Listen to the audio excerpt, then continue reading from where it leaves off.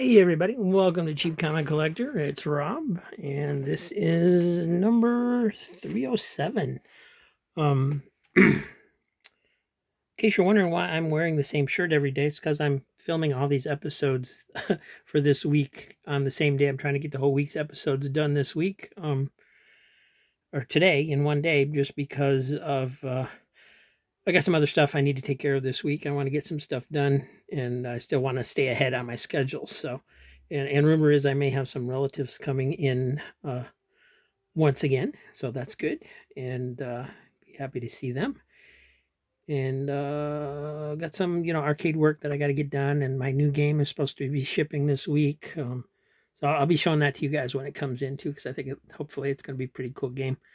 And yeah, so we'll just go ahead and get started here. Let me turn the camera around. We're doing box 6 of the Comics Den. We're up to, this is the part 4 and the last chapter of box 6. Started off kind of lame. This is one of those boxes where I didn't know what was in it. But we did find some pretty cool independent stuff over the course of the last couple episodes. So we'll see what's in this last group. But before we do that, let me do a what am I reading bit here. Let's see, what did I do? I finished reading the Boz Chronicles. So it was only a 6-issue series. So 1986, Marvel's Epic line. And it was a fun series. I really enjoyed this series. I know you guys have seen me look at the previous issues. So this is number 4 through 6. On number 4, let me remember what was on number 4. They get invited, I think, to a town where there's things are happening. They discover there's like demons roaming the town at night, and there's this guy that the mayor, I think it's the mayor of the town, or he's like the the rich governor that looks over the town or something, and he paints, but he made a deal with the devil to save the town at some point, and now these what he paints comes to life and terrorizes the town at night. So they take care of that little problem in that episode. Very cool stuff. Great cover. Just it's a cool series. You need to check it out. 1986, these were from. This is number 5. And he's, what was this one? They have to go to Africa, I think, if I remember right. Somebody's after a diamond mine or something like that, but they travel to Africa. Boz has hopes of finding members of his alien race there, because there's rumors of the tribes like worshiping someone who looks like him. And so I think this was a 2-parter. It continued into the next one a little bit. Yeah, you can see where the guy's kneeling down to Boz because they think he's a god that their ancestors worshipped or something. So he decides to go ahead and go to Africa. And then this was the last issue. They do find a spaceship in Africa, but it's in what Boz considers an antique. And so there are no members of his race there, although they did find, evidence that there were members of his race on Earth before this. And unfortunately, this was the last issue. Man, this is a series I would love to keep reading. But yeah, it ended there. It ended in a relatively nice place, with Boz still stranded on Earth. But yeah, I would have enjoyed this series continuing. There was a lot of imagination and effort that went into this series. So good stuff. If you get a chance to pick those up, they're awesome. So I am just gonna stick these into my keeper boxes before so that they don't get lost. And then we're going to get into box 6 here. So we got X-Force, number 41. So quite a few later X-Forces in this box as well. Some good stuff. And these are in nicer shape than some of the stuff that was in this box. The X-Forces seem to be a recent addition. Except this one. This one's got crumpled on the back from somehow. Just from being loose in a box, I guess. This is number 13, so that would have been an earlier issue, but it's damaged. We got Spectra number 7. So that's cool. From 1987. I think this was the 80s series. Yeah, 1987. Got Zatanna on there. Teen Titans number 4 from 97. When the Atom was on the team, which is just weird to me. Generation X number 14. This one's got some wrinkles in the cover. Nightwing number 20. That one appears to be in good shape. The Authority number 11. The Authority number 8. Might as well keep them together, I guess. Authority number 9. Authority number 10. So I'm going to might as well keep them in numerical order as well. Number 4. And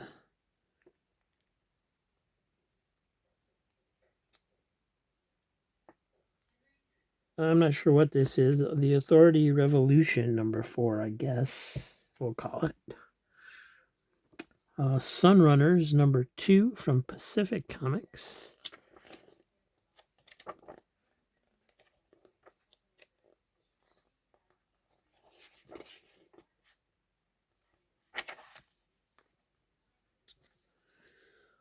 Vanguard Illustrated from Pacific Comics. This is number 1. A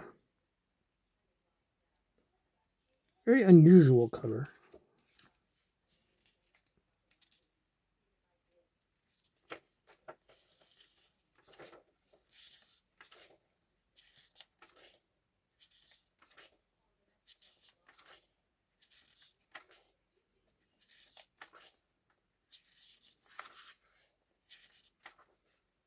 So a few different stories in there. Buck Rogers Comics Module number 1 of 3.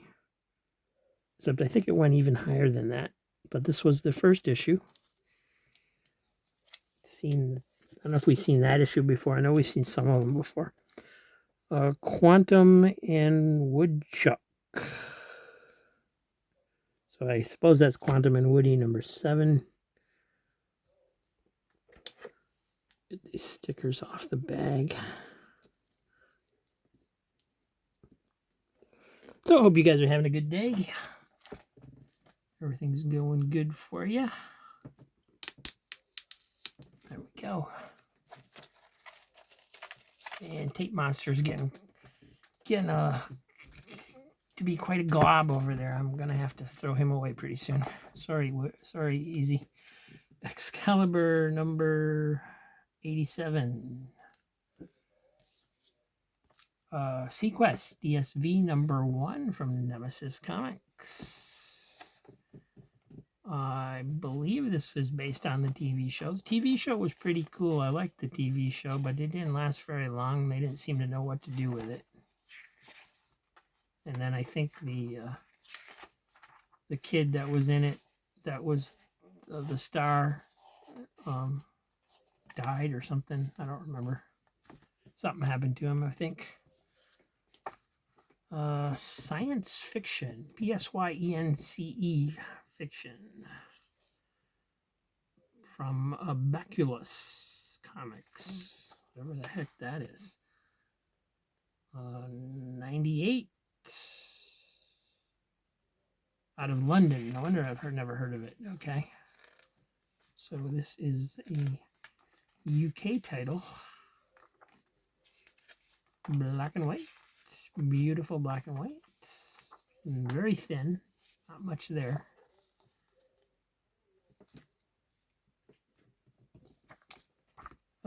Tribe number 2, I believe. Yep.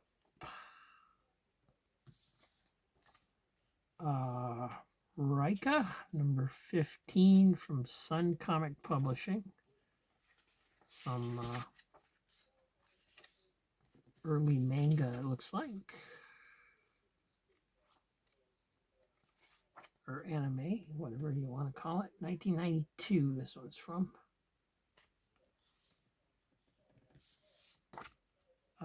Kafka, number 1 by Renegade Press. More black and white. Mr. X, number 5. So one thing about these old, independents is I mean, they're cheap, if you want them. But if you're somebody that really does want to collect them, they're hard to find. You're not, most people just ignore them. So they're when you can find them, they're cheap, but finding them is a mission in itself, I believe. Sisters of Mercy, number 1 from No Mercy Comics. When Razors Cry Crimson Tears. All right. Don't know what the heck this is. Oh, that's actually the title of the comic. Sisters of Mercy When Razors Cry Crimson Tears. From 96. This is from...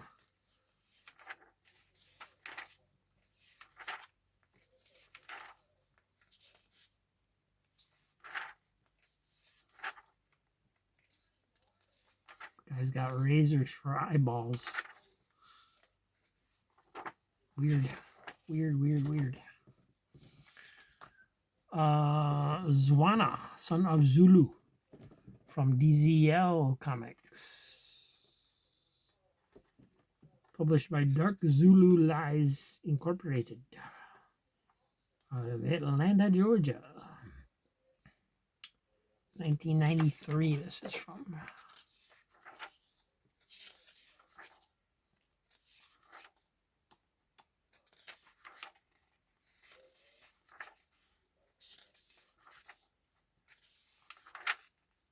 It's got a card. Huh. Oh, that's a cool panel. Boom, boom, boom. Mr. T. Dark Zulu knows Spawn. Dark Zulu knows Youngblood. Dark Zulu knows flying. So apparently they're trying to promote Dark Zulu as an actual character. It would appear.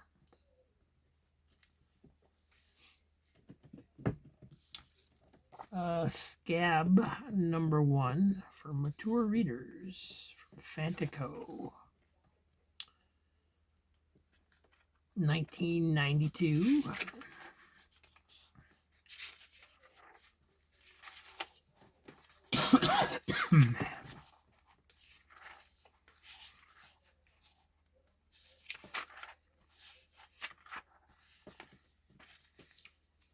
Different. 6 Miles from IE Comics, number 4. 1994 from Portland, Oregon.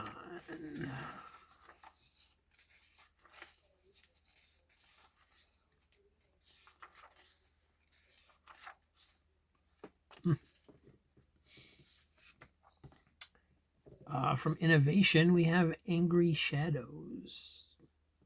Nice cover. Very Very cool. Square bound. Anthology Horror Fantasy by Innovation Books.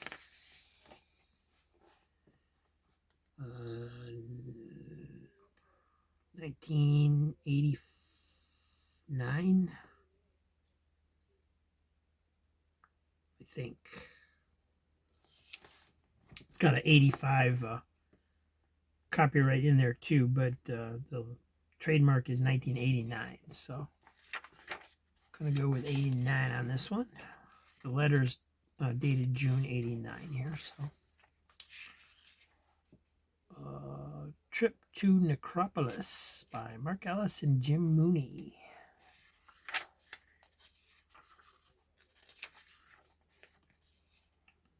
That didn't last long. Unglued by Charles Marshall and Rodney Dunn. And that one didn't last long either. So quick stories in here, looks like. But, you know, interesting little anthology title in black and white horror.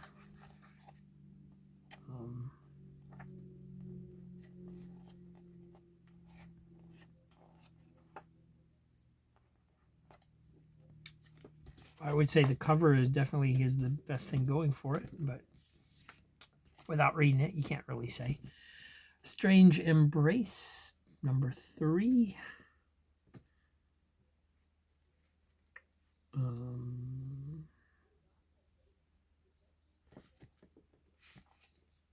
All right, so this cover's kind of cool to me because this looks a little bit like Vincent Price, Peter Lorre, Boris Karloff.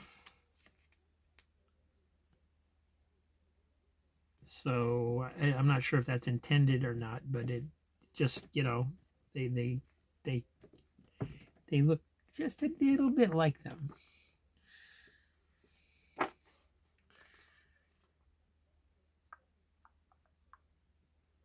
Let's see, published by Tundra Publishing,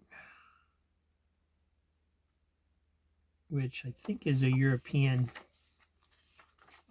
company as well. I think they're in London.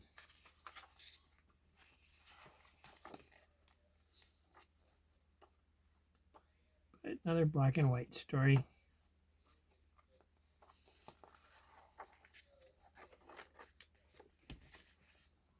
For mature readers. Terraformers, Shaper of Worlds, number 2. Wonder Color Comics. So that's probably a European title too. Nope, based in California. Wonder Publications.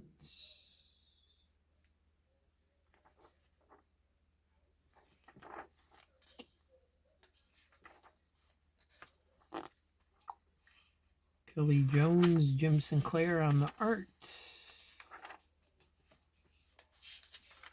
So early Kelly Jones art, probably.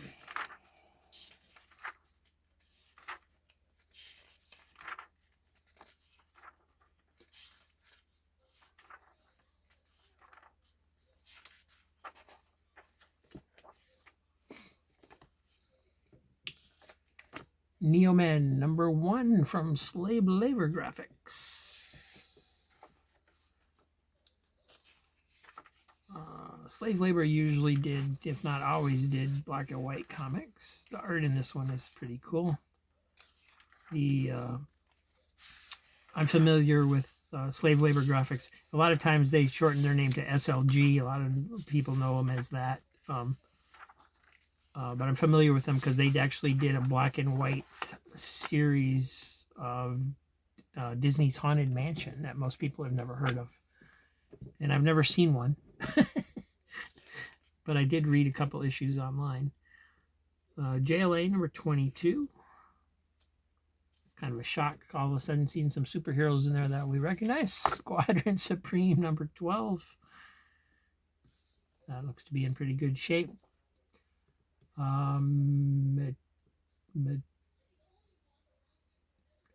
Metallic Free Comic Book Day, #1. Metallics. That's an X. Okay, Metallics. From Future Comics. Never heard of them. Never heard of the title. Decent art. Right up there with... oh, Ron Lim did the pencils. No wonder it's decent art. Okay. David Michelini, Ron Lim, and Bob Layton is the team on this. So, yeah. No wonder it looks like all the other superheroes books. Godhead #3 from Anubis Press. More black and white. This one is from 1993. And Anubis Press was out of Springfield, Virginia.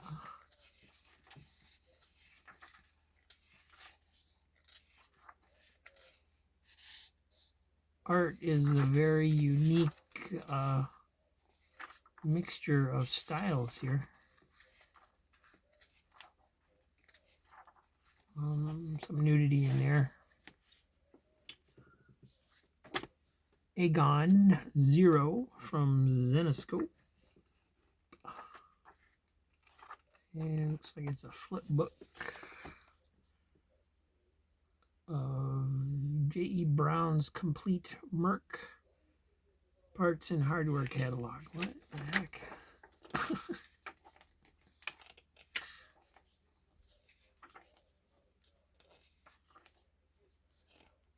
All right, so just kind of a introduction to this Merc character, I guess.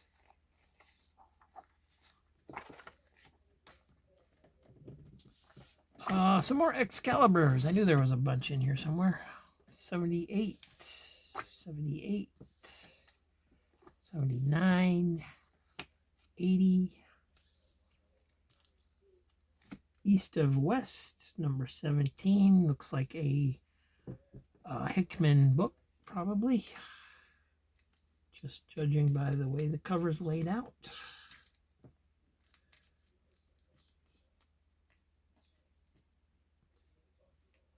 And those price stickers don't really want to come off of there, so we'll just leave those alone, I guess. There's #6. Brightest Day, #15.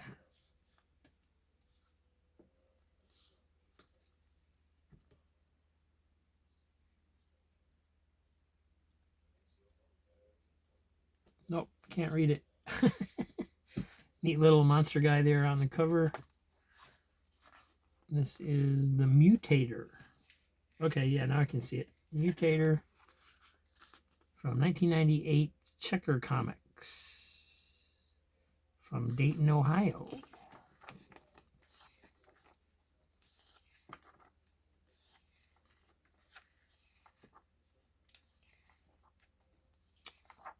Unusual.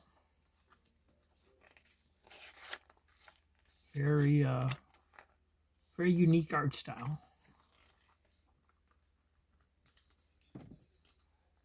With good monster design. That looks pretty cool too.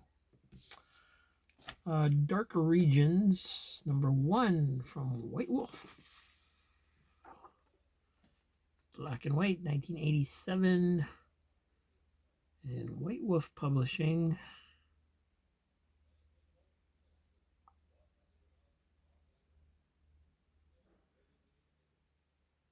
Not seeing an address on there. Oh, there it is, Oklahoma City. Oklahoma.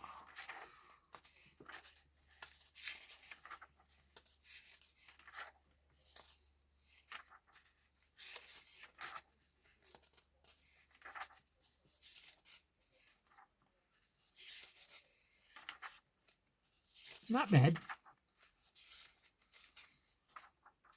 Not great, but not bad. I could get used to it.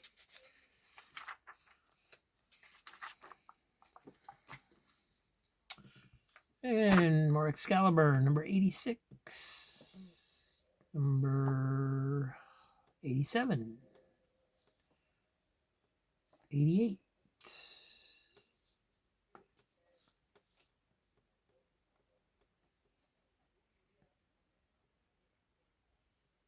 89, 90, double-sized issue.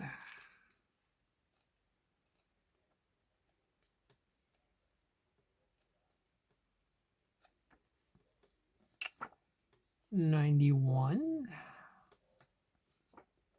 2 copies of that. 92. 93. 94.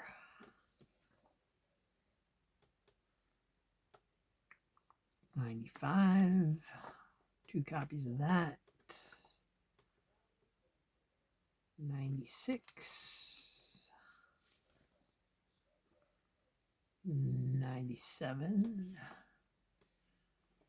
And the Legends from Empire's Edge. Hero Graphics Inc. 0 issue for $1.95.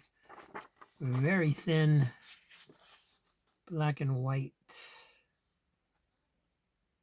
The letter says Dear Retailers. So this was apparently intended to go to comic book store owners, but that's weird that they would put a price on it then, unless they don't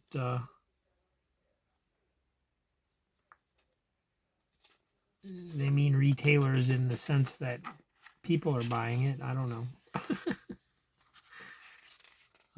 Not much here. What is here is interesting, but that's it. We're done already.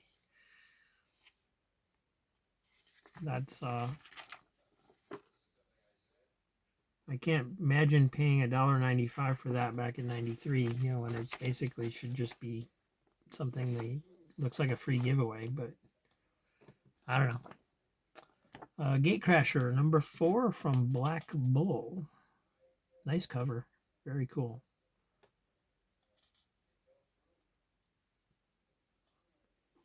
By Mark Waid.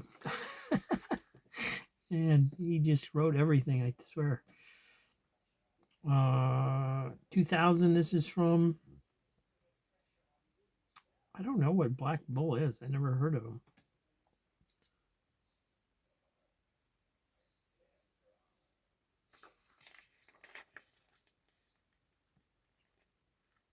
Amanda Connor and Nelson DeCastro on the arts. Jimmy Palmiotti and Nelson DeCastro on the inks. And cover by Amanda Connor, Jimmy Palmiotti, and Paul Mounts. So Paul Mounts was probably the colorist on there. Very nice cover. Very cool. I don't know anything about this series, but it's got a cool cover. And the art's decent inside as well. Although a little cartoony after the cool cover. But it looks like fun.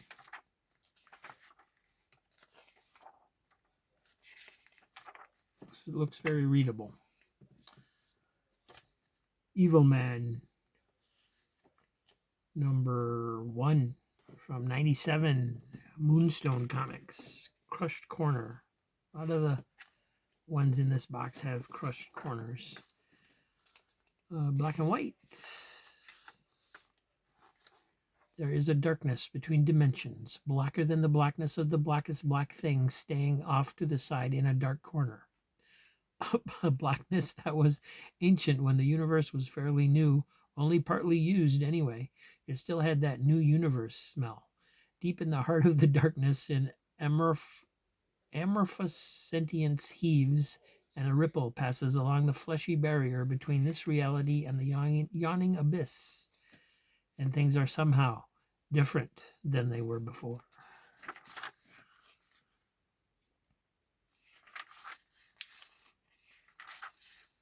And here comes Evil Man. All right, this looks different.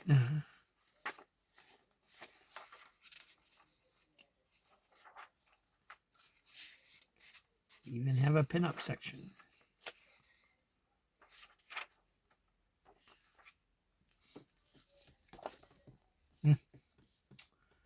Next up, Dungeon, issue number 6 by NBM, black and white, from 2000. Nope, 2003.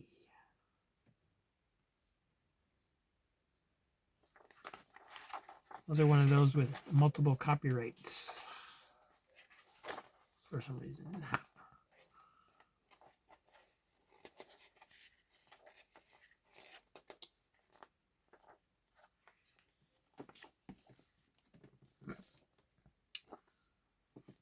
From Renegade Press, there's a 2-issue miniseries called Terry Beattie's The Phony Pages. This is number 2.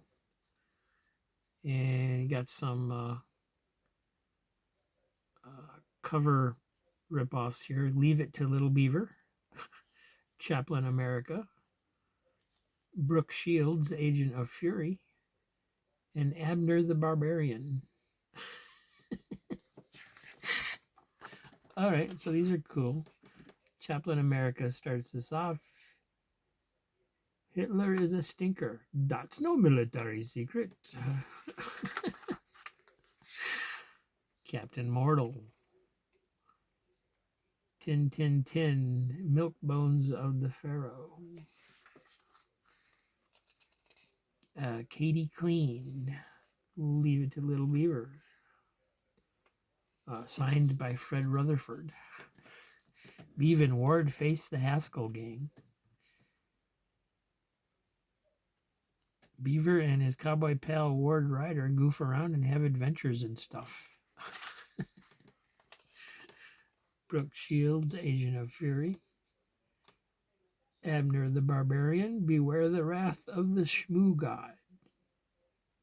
Before there was Abner, there was Joe the Palooka.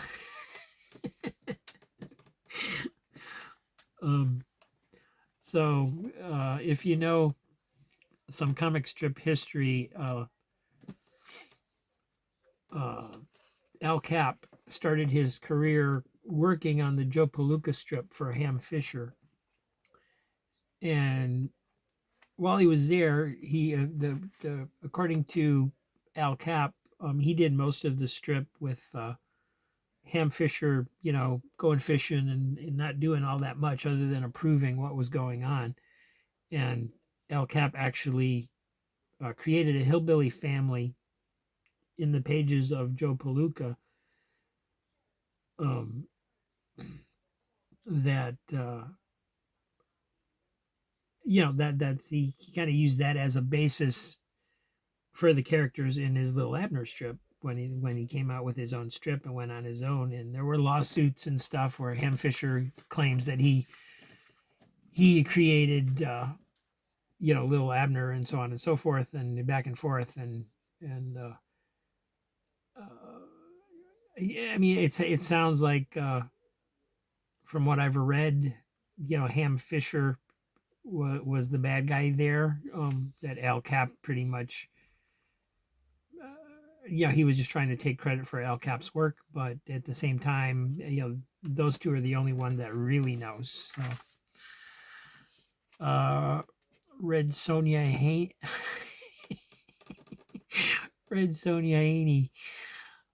Sonia Haney was a ice skating star back in the, I don't know, 40s, 50s, something like that.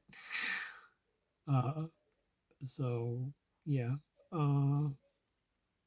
The price guide. What am I bid for the mint first edition of the Overstate Price Guide? That's yeah, that's funny because that's actually kind of true now. Marshall Rogers' Neighborhood instead of Mr. Rogers' Neighborhood. Lee Harvey Oswald. Booger and Spike.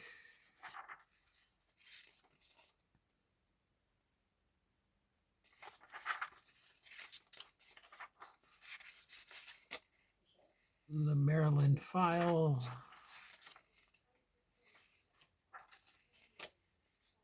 And okay, that was fun. I mean, I don't know that that's anything I would pay for, but that was fun looking through that. First issue of Fantasy from Warp Graphics with Captain Obese, Hunter Double X. I know, I believe Aaron showed this issue on his channel a while back. For something as silly as this probably is, the art on it is really good.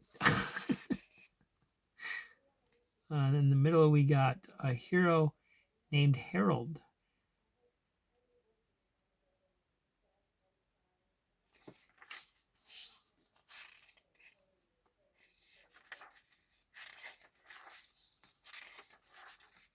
The art on this is really awesome as well.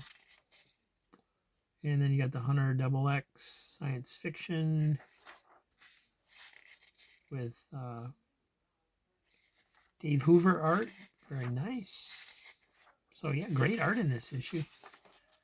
Very cool. Warp did some great stuff. Normal Man from Aardvark, number 7. Who killed Sergeant Fluffy this time?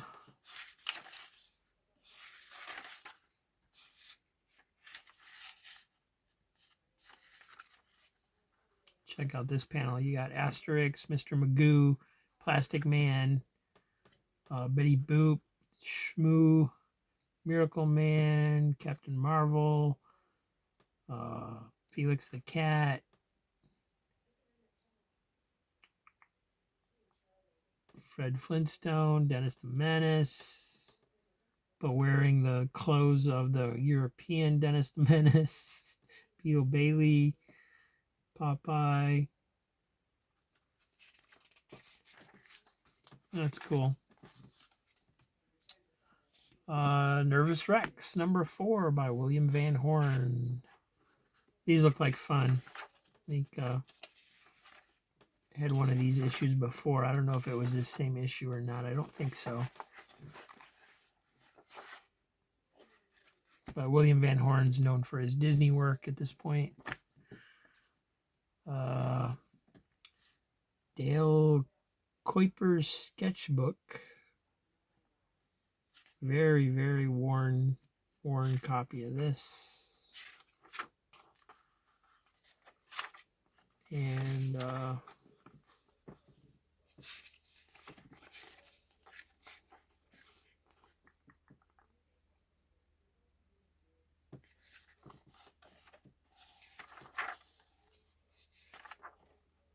a lot of article with the sketches, so not sure what's going on. I guess it explains a bunch of stuff about what these are from, if they were sketches for movies or something, is the way it sounds from what little I saw. Excalibur Special, The Possession from 1991. Cobra Command Snake Eyes, number 12 from IDW. Excalibur Special Edition Heir Apparent. This one is from 91. Excalibur number 1 of a series from 2001.